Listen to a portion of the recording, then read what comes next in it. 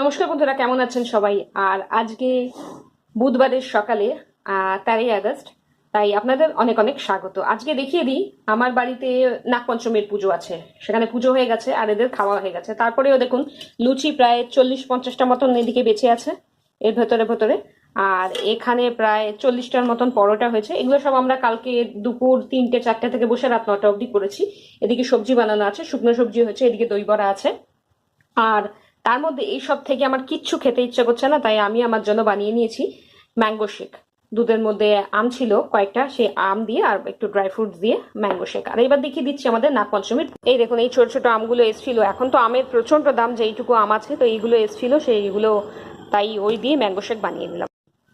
আর এই আমাদের হয়ে গেছে আজ নাগপঞ্চমীর পুজো। এখানে এরকম বানিয়ে এখানে পুজো করা হয়, আর এই দুধ দিয়ে করে সারা ঘরে এরকম দুধের ছিটে দেওয়া হয়। এই হয়ে গেল নাগপঞ্চমীর পুজো।